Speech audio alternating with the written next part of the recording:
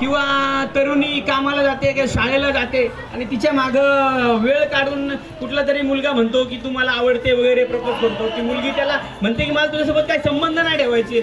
मग तो मुलगा म्हणतो अरे हिची कशी काय डेअरिंग आहे, एवढा मी भारी आहे वगैरे वगैरे.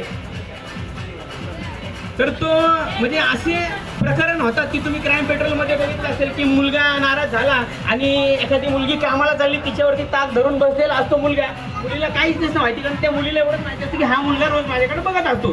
पण अचानक एखाद्या मुलीने पाण्याच्या बाटलीमध्ये किंवा काचेच्या ग्लास किंवा काही ग्लासमध्ये समजा तिच्या तोंडावरती असं मारलं, तर तिला काय वाटणार की अरे काय हे नेमकं कळलं नाही. पण चक्क त्याच्यामध्ये ॲसिड असतं. ॲसिड पहिला खुल्यामध्ये मिळायचं, म्हणजे ते बाथरूम धुतलं जातं, ते ॲसिड असतं आणि त्या मुलीचा चेहरा जळतोय. पण कोण नागरिक येत नाही, कारण नागरिक लोकांना आता सवय काय लागली की कुठलाही अपघात झाला तर त्याचा व्हिडिओ काढायचा आणि सोशल मीडियावरती टाकायचं. तर हे सोशल मीडियाचे व्हिडिओ जे काढतात ते, तर त्यांना विनंती की तुम्ही पण याच्यामध्ये जायचं आणि त्या मुलीला वाचवण्याचा प्रयत्न करायचा आहे. पण त्या मुलीला वाचवताना मेन मुद्दा असा आहे की तुम्ही पहिला रक्षकांना फोन लावता की साहेब इथं असं झालेलं आहे. तर आपण रक्षकांकडे गेलो, सर इथं एक अपघात घडलेला आहे, एक मुलगी तडपती आहे, तर तिला लवकर वाचवण्यासाठी आम्हाला तुमची मदत पाहिजे. पण हे जे रक्षक आहेत हे बसलेले त्यांच्याकडे तक्रार करायला गेलेलो आहे आपण. रक्षक म्हणतात काय झालं, कुणी केलं, तुला माहिती का, तू त्याच्यामध्ये इन्व्हॉल्व आहे का. आपण एक सुज्ञ नागरिक म्हणून रक्षकांकडे गेलो, पण रक्षक काय आपली काय दखल घेत नाही. आपण नेते मंडळीकडे सरकारकडे गेलो, सरकारकडे विनंती केली सरकार की बाबा ह्या मुलीला मदत करा, ती मरायला लागली, तडफडायला लागलेली आहे. पण सरकार म्हणते की हा आमचा विषय नाही, जो जेवढा कायदा तेच आम्ही मदत करणार आहे. त्या शेवटी मुलीचा मृत्यू होतो. पण त्या मुलीचा मृत्यू का झाला, काय कारण आहे, तर नेमका मुद्दा असा आहे की वाईट मानसिकता आहे की त्या मुलीचा मृत्यू झालेला आहे. आपण म्हणतो की कायदा कडक करावा, मी सहमत आहे, कायदा कडक झालाच पाहिजे, त्याच्या भीतीने असे अपघात होणार नाहीत.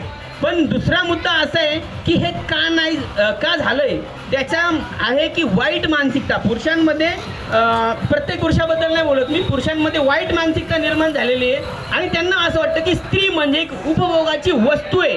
आपण स्त्री म्हणजे समजा एखाद्या आई बहिणीला जर काय अपघात झाला तर आपण धावून जातो, तसं दुसऱ्याची मुलगी पण आपली आई बहीण आहे, तर तिच्यासाठी पण आपण धावून गेलं पाहिजे. जसे की कलकत्त्यामध्ये एका महिला डॉक्टरवरती अत्याचार झाला, तिला मारहाण झाली, तिचा गळा कापण्यात आला. पण तिथल्या सरकारने ते लपवण्यासाठी ज्या बिल्डिंगमध्ये अपघात झाला ती बिल्डिंगचं रिनोव्हेशनचं काम केलं. त्याच्यामुळं तो जो आहे तिच्या जे म्हणतो आपण सबूत किंवा याच्यावरतून सिद्ध झालं असतं की तिला इथं मारण्यात आलं, तर ती भिंत तोडली होती. आणि काही नागरिकांचं असं मत आहे की बाबा महिला ज्या आहेत त्या शॉर्ट कपडे घालतात, छोटे कपडे घालतात म्हणून आमच्या भावना उत्तेजित होता आणि बलात्कार करतो. पण त्याच्यानंतर मुंबईमध्ये, बदलापूरमध्ये लहान मुलींवरती अत्याचार झाला. मग त्या लहान मुलींनी कुठले शॉर्ट कपडे घातले होते, शाळेच्या विद्यार्थिनी होत्या, त्यांच्यावरती अत्याचार झाला. म्हणजे ही मानसिकता आहे, ह्यांना फक्त उपभोग करायचा असतो की त्यांना असं वाटतं की महिला म्हणजे एक वापरण्याची वस्तू आहे. तर महिला ही एक वापरण्याची वस्तू नाही आहे, ती पण एक मनुष्य आहे आणि तिला मनुष्यासारखंच जगवण्याची मानसिकता ठेवली पाहिजे. तर ती कशी करायची, तर हे वाईट विचार आपल्या माणसांमधून, पुरुषांमधून कसे निघणार त्याच्याबद्दल मी सांगणारच आहे. पण मेन मुद्दा असा आहे की काही लोक म्हणतात की बलात्कार केल्यानंतर बलात्काराला फाशी द्यावी. बलात्काराला फाशी का द्यावी, कारण त्यांनी बलात्कार केलाय. पण सरकार असं का नाही करत, कारण माझ्या मते मेन मुद्दा असा आहे, समजा त्यांनी बलात्कार एखाद्या मुलीवरती केला, ते तिला सोडून जाऊ शकते. पण समजा त्या बलात्काराला त्याला फाशीची शिक्षा दिली तर तो असा विचार करेल की आपण एखाद्या मुलीवरती बलात्कार केला आणि आता आपल्याला तर फाशी होणार अशी पण तशी पण, तर हिला आपण मारून टाकू, म्हणून बलात्काराला फाशीची शिक्षा होत नाही असं मला वाटतं, असं माझं वैयक्तिक मत आहे. पण दुसरा विषय असा की बलात्कार करून महिलांना मारलेलं आहे, त्यांचा मृत्यू झालेला आहे, त्यांना कुठेतरी लांब फेकलेलं आहे. जसं की आपलं वडगाव शहरीमध्ये आत्ताच मध्यंतरी झालं की काहीतरी कारणास्तव एका महिलेचं स्वतःचं घर होतं तिचं आणि तिच्या चक्क भावानी तिला मारलं, तिचे हातपाय काढले, फक्त धड ठेवलं, धड पाण्यामध्ये फेकून दिले, हातपाय लांब फेकून दिले. म्हणजे महिलांबद्दल अत्यंत दुर्दैवी अशा घटना होत राहतात.